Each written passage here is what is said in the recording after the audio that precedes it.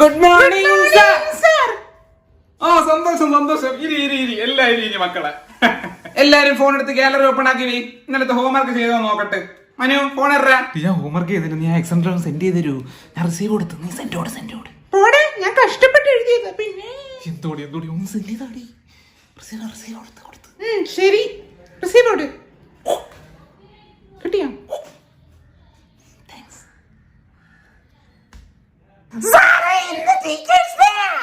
അതെനിക്കറിയാം മക്കളെ.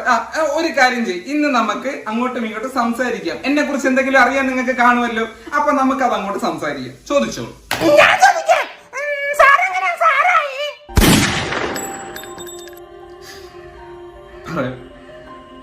2021 10 വർഷങ്ങൾക്ക് മുൻപ് എനിക്ക് പറഞ്ഞു തരാനോ പഠിപ്പിക്കാനോ ആരും ഇല്ലായിരുന്നു മക്കളെ.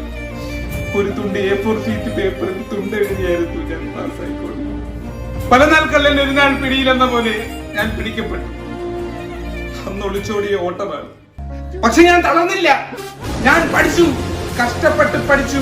രാവിലെ പത്രമിടാൻ പോയി ഭിത്തിയിൽ സിമന്റ് തേച്ച് ഞാൻ പഠിച്ചു മക്കളെ. അങ്ങനെ ഞാൻ ഈ നിലയിലായി. Sir, Manoj sir.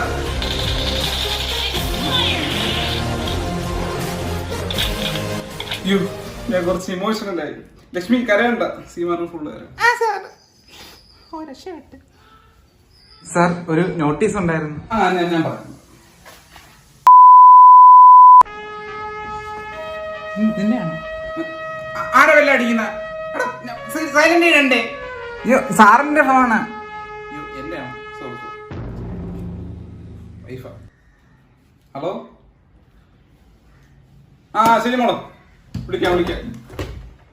അല്ല സാറേ, ഒരു സംശയം. സാറേ കഷ്ടപ്പെട്ട് പഠിക്കുന്നതിനിടയ്ക്ക് എങ്ങനെയാ കല്യാണം കഴിച്ചേ? അത് മക്കളെ, നിങ്ങള് ഫുള്ള് കഥ കേട്ടില്ലായിരുന്നോ? ഞാൻ കഷ്ടപ്പെട്ട് പഠിക്കുന്നതിനിടെ പത്രം ഇടാൻ പോകുന്നു പറഞ്ഞില്ലേ?